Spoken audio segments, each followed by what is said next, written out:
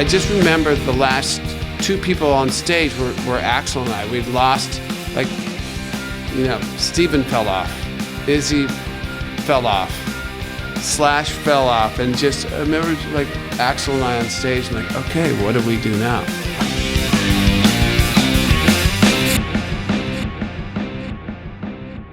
Thanks so much for this, Duff. This really means a lot to us.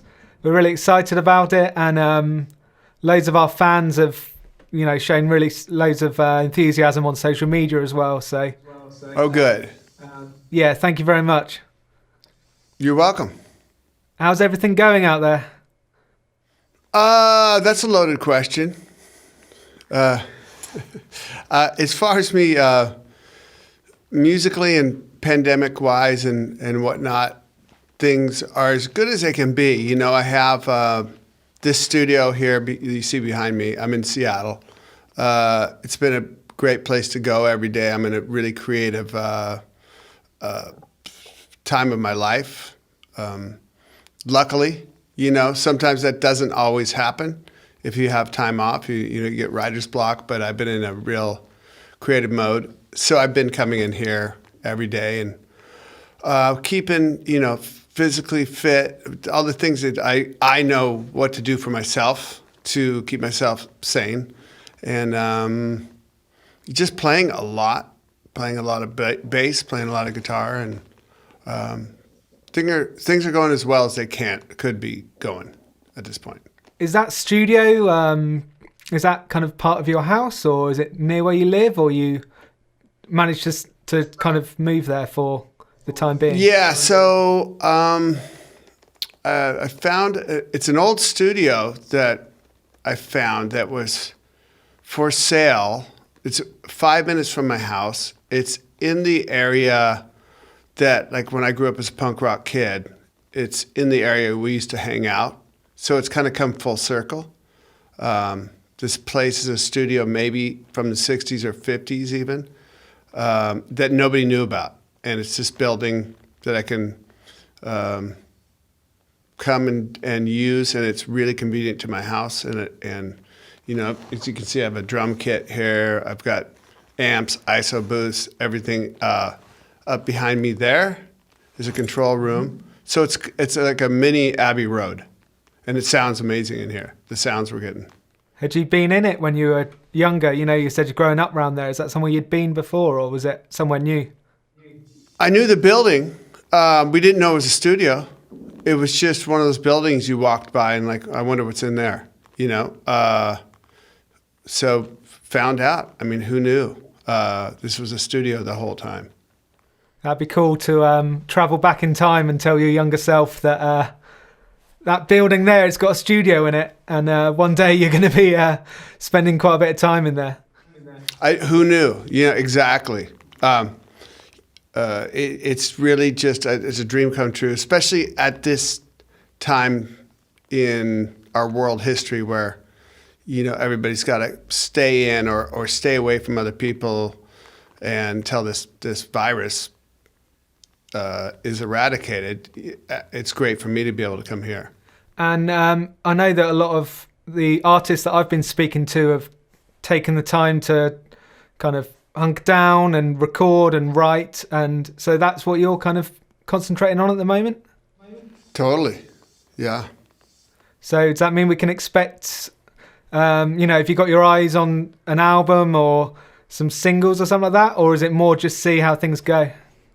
At this point, I'm just writing songs and recording them. So where they end up, really, I'm letting that part of it kind of transpire when it happens.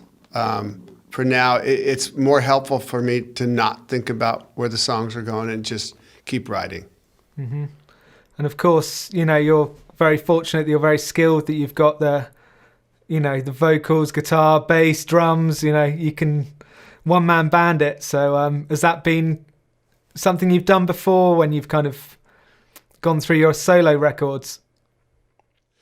I did a record. I mean, I was still drinking and using and stuff, but I did a record on Geffen in '93, what I did, we were on the Illusions tour, and I I would go to studios wherever, wherever we were at. If we had a couple days off, I'd book a studio in, Pennsylvania or in London or wherever. And I'd go in and record, and I'd kind of play everything myself.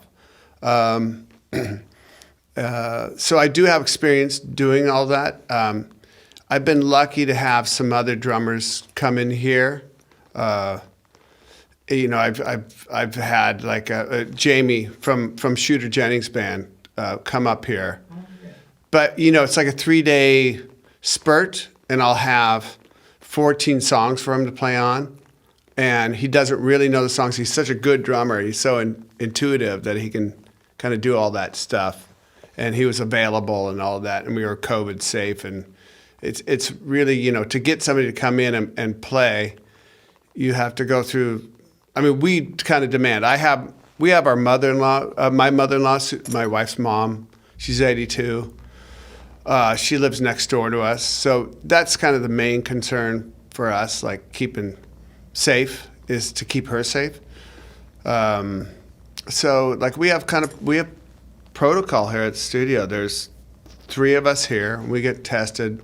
I've been getting tested once a week, just to make sure, to keep everybody safe.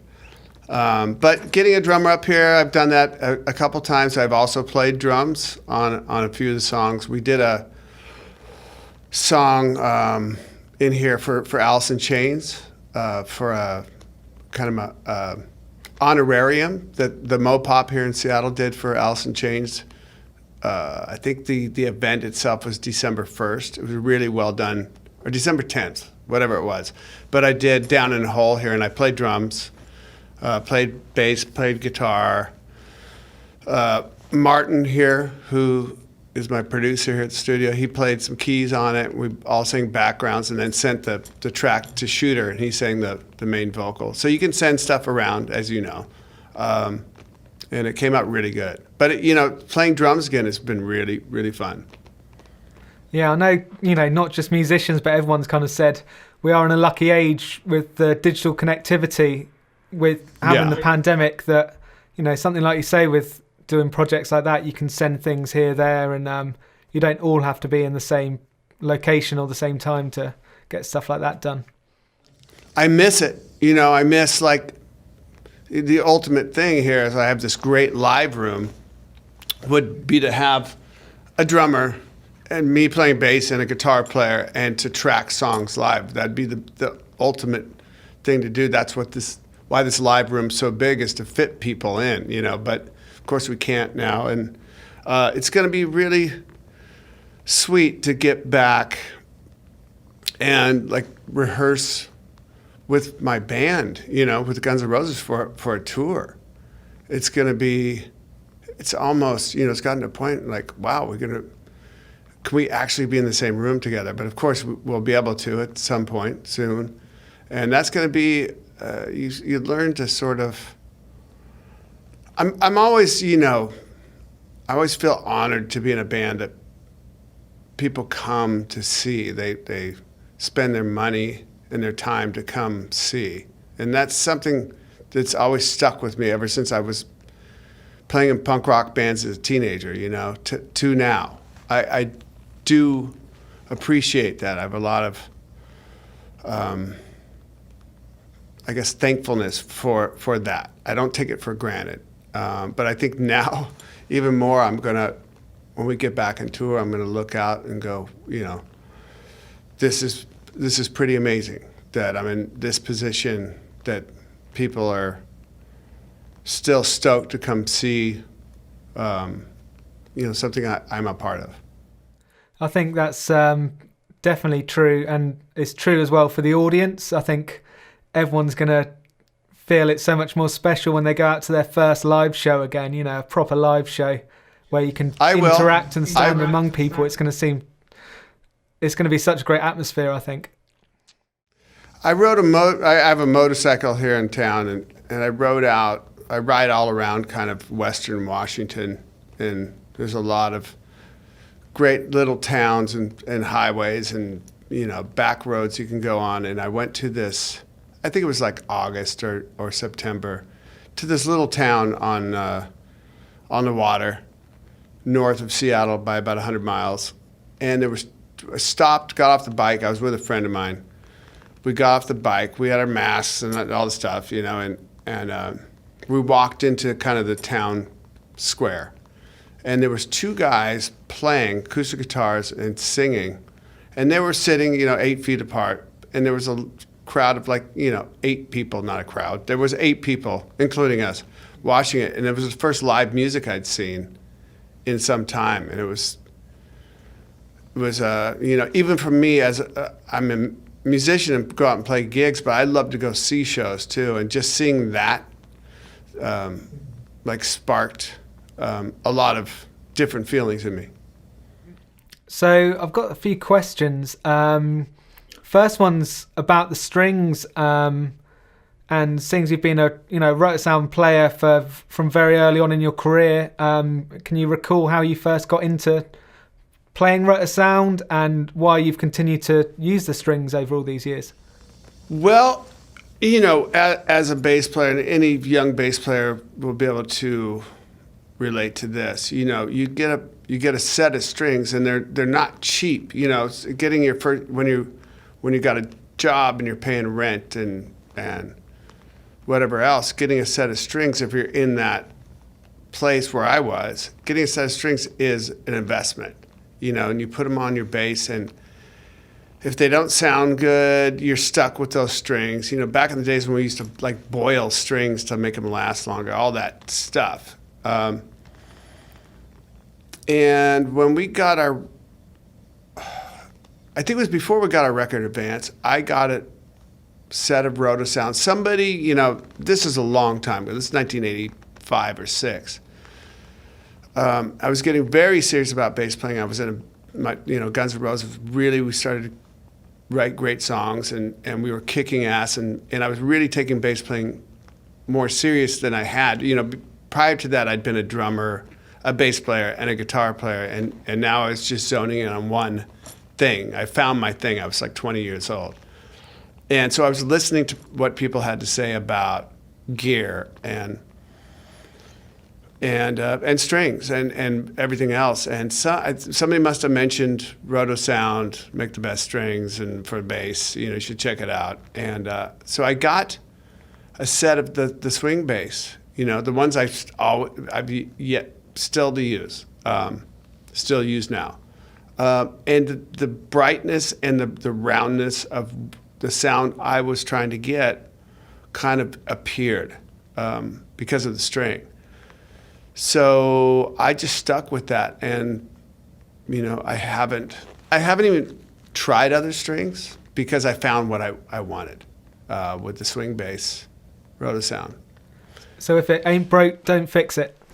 That's exactly right. And it, you know, the quality of the string has remained the same. I know you guys at the company, you know, I'm not, if you look at my history, I'm certainly not a guy who goes out and endorses a lot of products or anything. I believe in, you know, the Rotosound kind of lineage.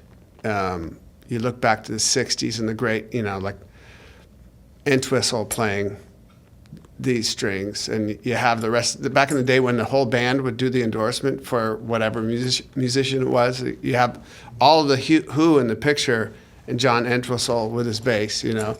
I love that historical part of Rotosound too, and I'm just fortunate I found a string that helped me attain what I was looking for. So I've got a question here, and this one's from a fellow Rotosound endorsee called Sol Watson. He says he really enjoyed your Prince unboxing videos, and he knows that you're a huge fan. Have you ever covered any of Prince's tunes, and which one do you think that Guns would do a great version of? Oh, wow. I did. I covered a song called Bambi for a B-side on that record I told you about back in '93. It's not a great version. It was like kind of a punk rock version of a Prince song, which I don't know if it really works. You know, that's an artist that you can't really touch. I've done Purple Rain with this band. It's made up of like Chad Smith and Mike McCready and Josh from the Chili Peppers, and we've done Purple Rain. And Josh can sing just like Prince. He's really kind of amazing, and that's an awesome song to do when you got really good players doing it.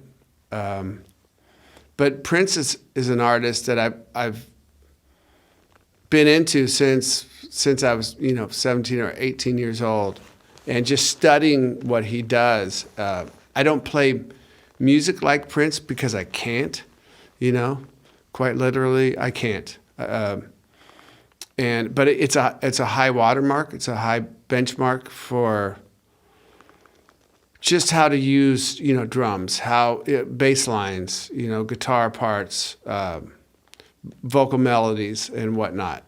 And I don't know if Guns would cover a Prince song. I don't know which one it would be.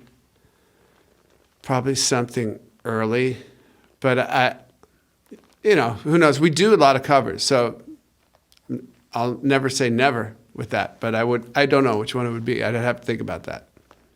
When I read that question, I thought Purple Rain was the one that I first came to mind, and you said that although not with Guns, that's one that you've covered. So, yeah. That's an artist that you just don't really step in and suddenly cover it. And Purple Rain is like the obvious one. If you're, it's like covering Ace of Spades if you're doing Motorhead instead of a deeper track. Everybody does Ace of Spades. Everybody tries to do Purple Rain. So we'd probably try to find something, a deep track somewhere. Cool. So we've got a question from Michelle Monstert on Twitter. And she says that you've achieved a lot musically in your career, working with many great musicians. I'm curious what you consider to be the pinnacle or greatest highlight for you. Phew. God. I always try to, I don't know if I've been there yet. I've had so many amazing experiences that I'm like, surely this must be the pinnacle, and then something tops it. Really getting us getting back together and doing this whole tour, going around the world 3 or 4 times. We from 2016 to. We played a couple gigs in 2020 before it shut down, but we played a lot of shows, and that whole experience was pinnacle after pinnacle after pinnacle. We went through a lot. When you're together and you travel that much, people are sick or injured or whatever, and getting through those gigs together. Axel breaking his foot at the beginning of that thing, and us pulling through that whole part was really showed the strength of the history of that band, as kind of having each other's backs. So the whole tour was really quite great. Yeah, the camaraderie of being the band and putting in all those shows and getting back together for it as well, I reckon must be great. Yeah, there was not one show that was like, okay, we're on automatic, just go. There's not, that's not how we operate. Every show is a real, like, last show on earth type of feeling. So we've got one more question from Izzy Jimmy's on Instagram. Okay. And he asks, what was your most wild show you ever played? Well, the first one that comes to mind, there's certainly plenty of them. We played the Limelight in New York, and I want to say it was maybe 88 or so.